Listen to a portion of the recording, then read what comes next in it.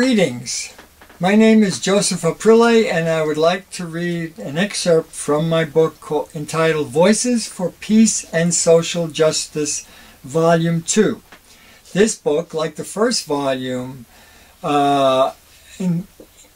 has 30 different individuals that are cited and I believe made significant contributions to peace and social justice. The one I have chosen to read is Frances Perkins. And this happened, she was around and operated within the FDR administration, Franklin Delano Roosevelt. Franklin Delano Roosevelt, FDR, became the 32nd President of the United States in the midst of the so-called Great Depression. He served for 4 terms.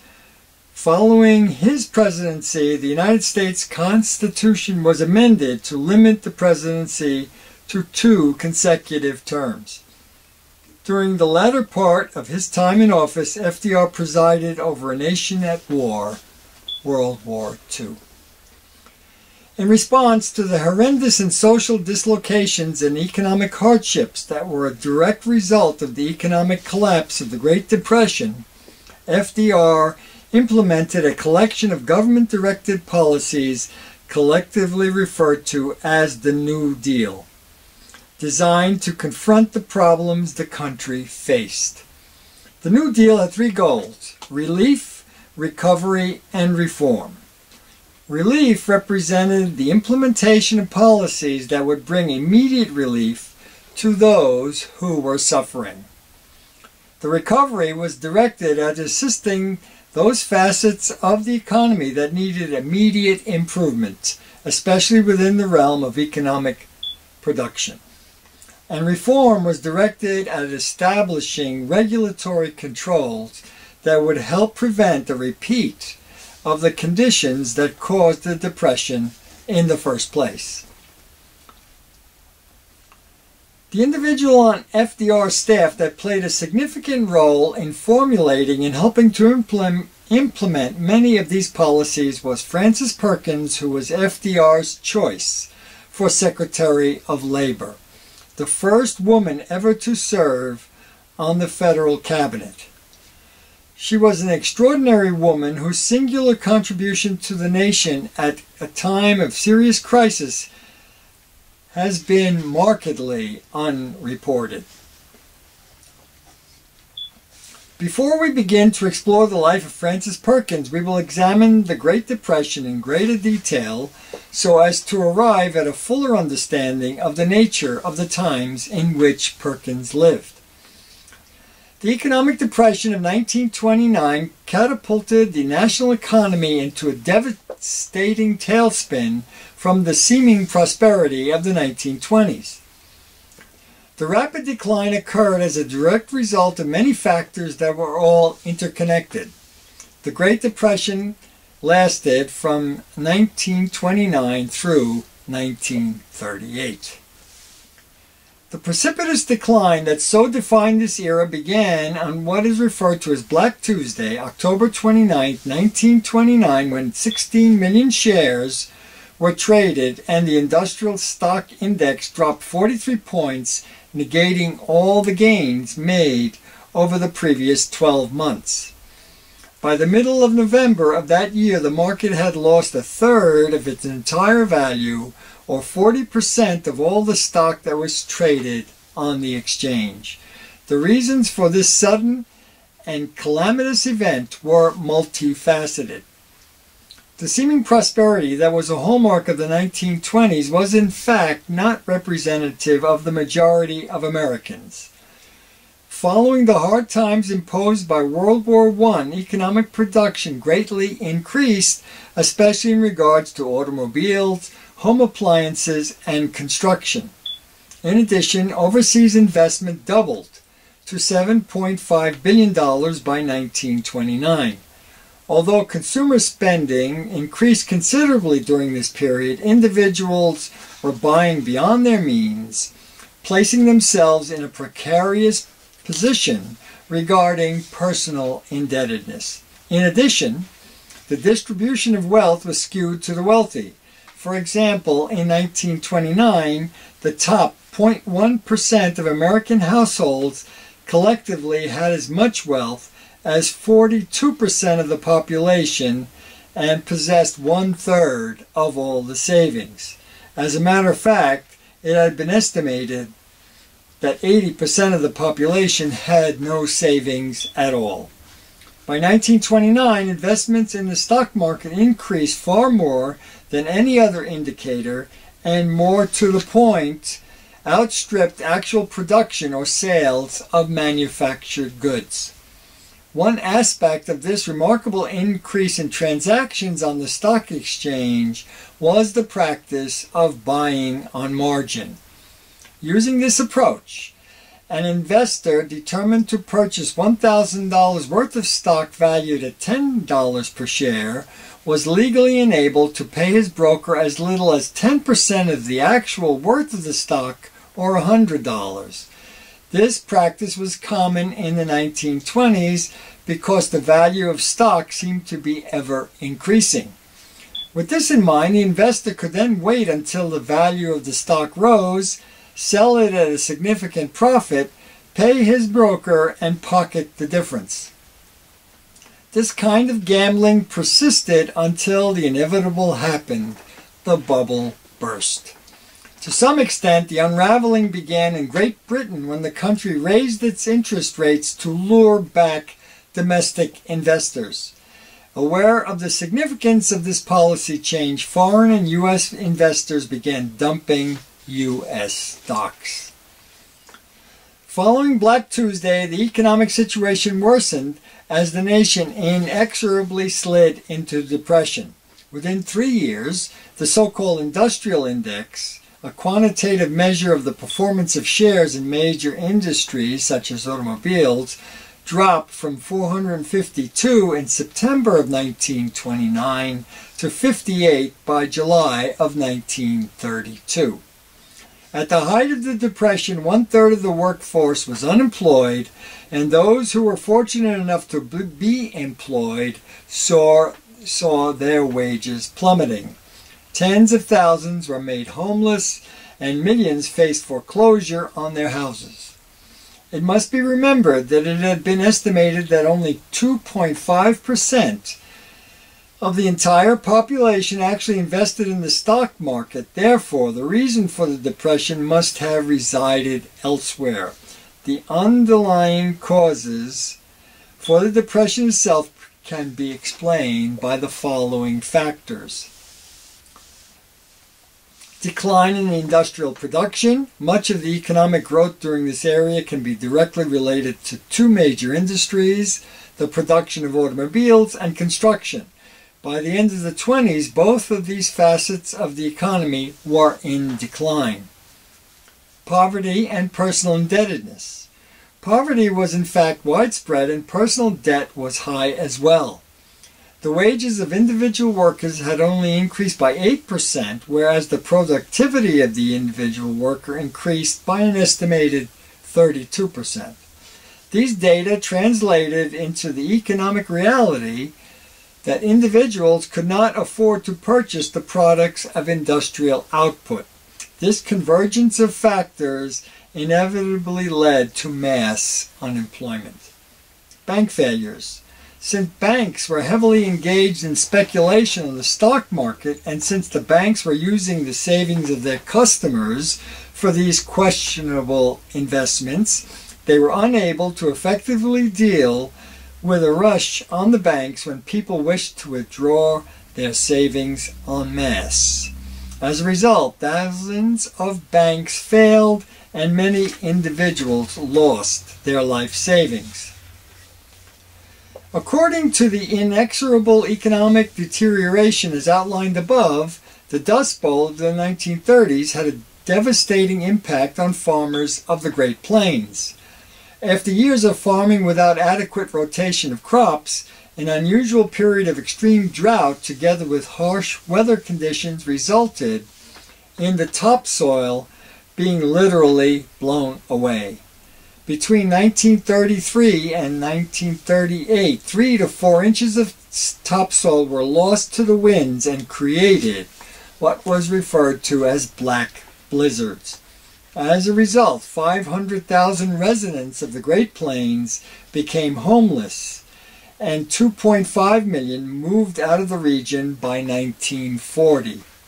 Steinbeck's famous book entitled The Grapes of Wrath, a book that was subsequently made into a major motion picture, deals with the personal impact of this devastating event on the lives of the farming family. The government's response to this deepening crisis was inadequate. Although President Herbert Hoover felt compassion for the millions who were suffering, and although he attempted to use some of the government's resources to address the issue, he requested $2.25 billion from the Congress for public works progress. His political philosophy constrained his efforts in this regard. He felt strongly that the government should not be involved in direct relief by providing resources to those who were poor, starving, and unemployed. He felt that, and there's a quote, "It is not the function of the government to relieve individuals of their responsibilities to their neighbors or to relieve private institutions of their responsibilities to the public." In the general election of 1932, the people chose Franklin Delano Roosevelt as their next president, who promised a New Deal.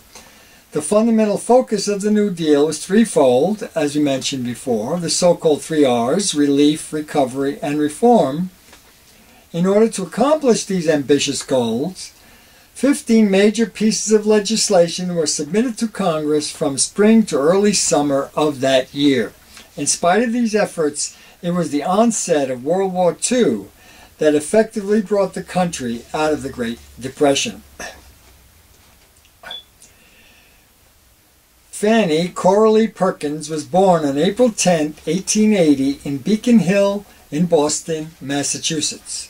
As a young girl, she had spent her summers in Newcastle, Maine, on 100 acres that was the homestead established by her great-great-grandfather in 1770. She had fond memories of that experience. The family once had a brick-making business called Perkins Bricks that benefited from the economic boom of the 1840s, but failed a decade later. Perkins' parents, Frederick and Susan, were farmers. The family moved to Boston when she was born. Frederick took a job as a retail clerk in Worcester and ultimately opened a stationery and office supply store. Perkins' ethnicity was Scotch-English. Her ancestors arrived in America in 1680 and were members of the Pilgrim settlement in Maine. One of her ancestors was James Otis, a Revolutionary War patriot, and another founded Harvard University. The family members were Congregationalists and philosophically were proponents of the concepts of self-reliance, tenacity, and endurance. In terms of their politics, they were staunch believers in democratic principles. Frederick lavished his attention on Perkins. He taught her to read Greek by the time she was 8 years old and groomed her for college. This was an unusual choice since in that era, the roles of women were quite limited and circumscribed. They were not encouraged to enter into public life. Although the residents of Worcester were well-to-do, highly conservative in social outlook and Republican in terms of political affiliation, Perkins' mother encouraged her to be mindful of the plight of the poor and befriend them. The era in which Perkins grew up was marred by social unrest and turmoil. The United States was involved in the midst of a destabilizing transition from an agricultural-based economy to one based on industry. On account of the need for workers in the new industries, the country attracted many from overseas.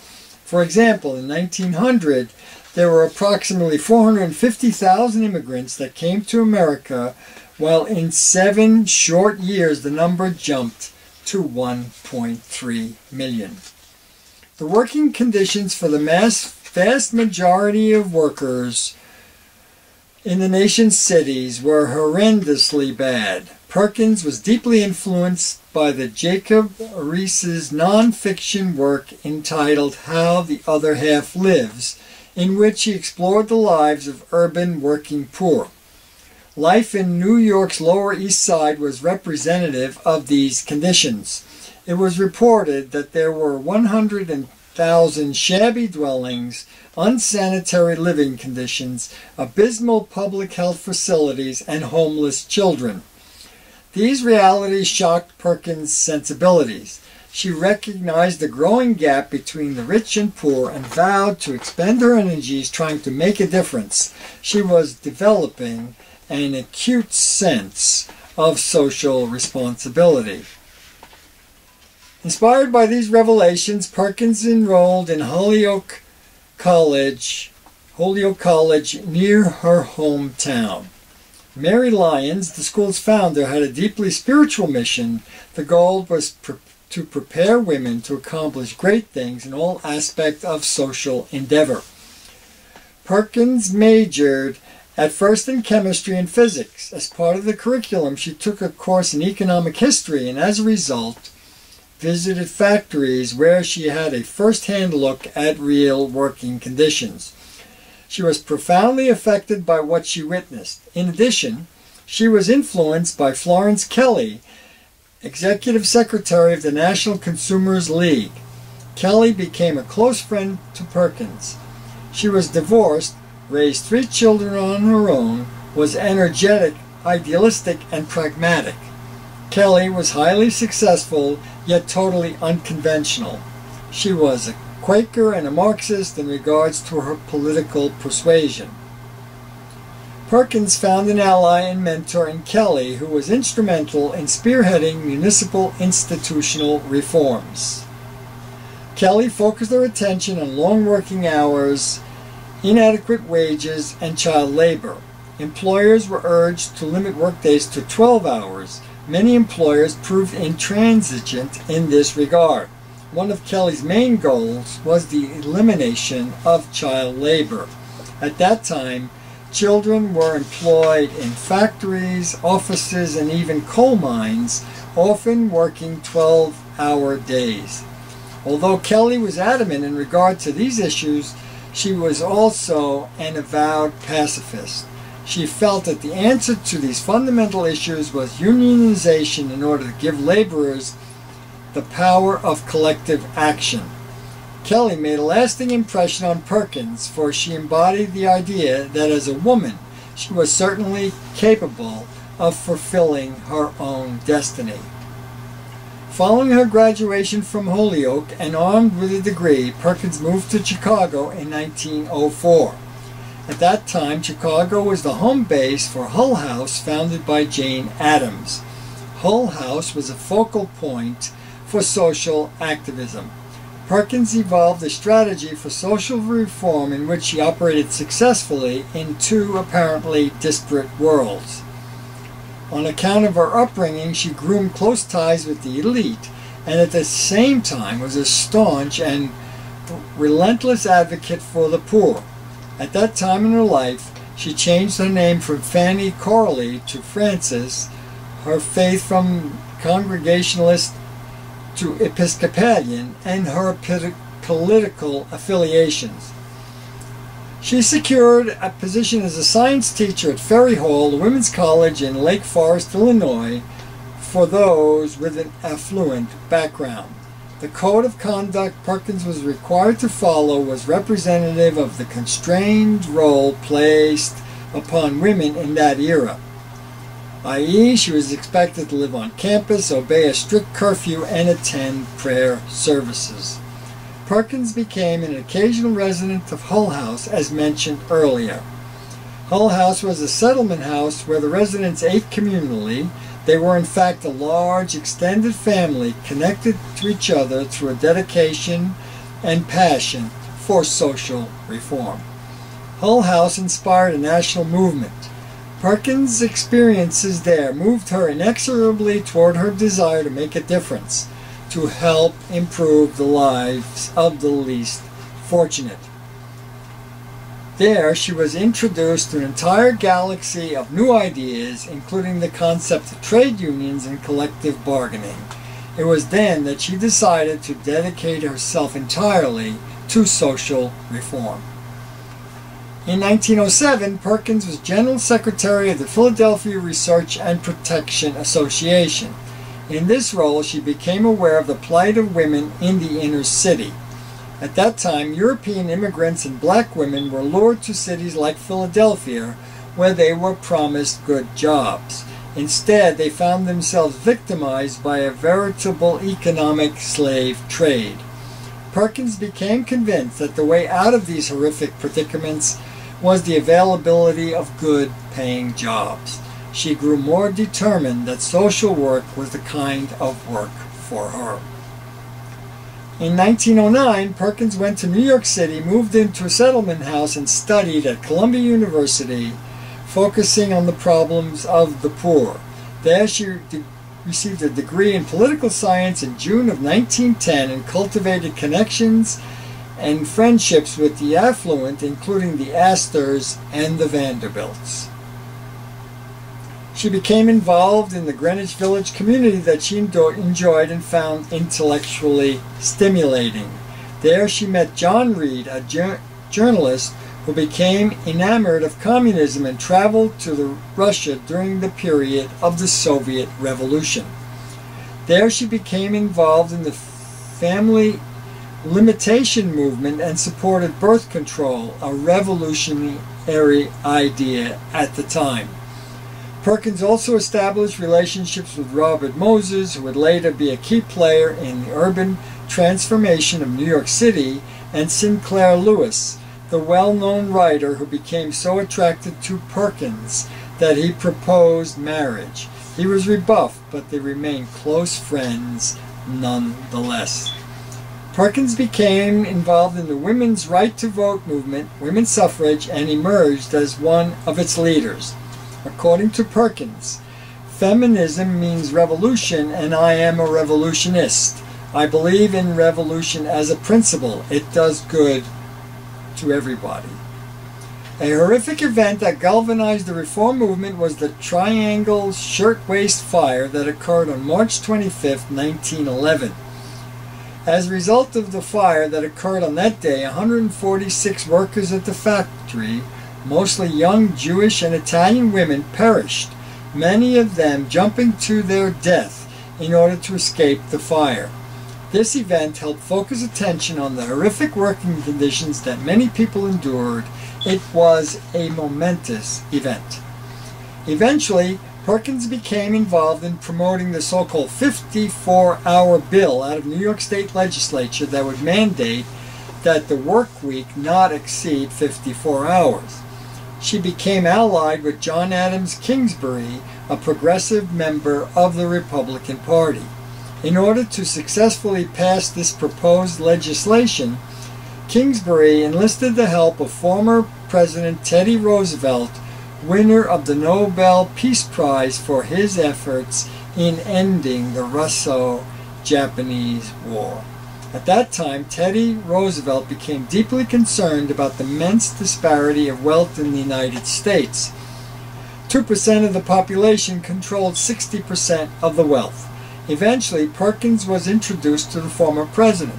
As a result, he became so impressed with her intelligence, perseverance, conviction, and ability that he suggested that she be made director of the Committee on Safety that was focused on improving working conditions, the cleanup of unsanitary workplaces, and the creation of new fire safety standards. In regards to her personal life, over the next 20 years, Perkins was married and became a mother.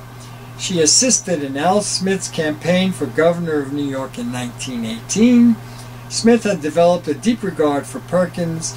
She briefly met FDR in 1910 when he was in his late 20s. At that time, he was a New York State Senator. He was lukewarm in his support for the 54-hour bill. Later, FDR was chosen by President Wilson as Assistant Secretary of the Navy. Early in his career, FDR suffered a major setback. He contracted polio in 1921 that left him severely disabled. This did not dissuade him from his political ambition, and in 1928 he became the governor of New York. After his victory, FDR invited Perkins to run the state's labor department. The onslaught of the Great Depression, as described previously, led to FDR's political ascendancy to the presidency. Once in office, FDR surprisingly chose a woman to be Secretary of Labor. That woman was Frances Perkins. He chose her for this post because he was well aware of her concern for the plight of ordinary workers and her ability to institute meaningful reform.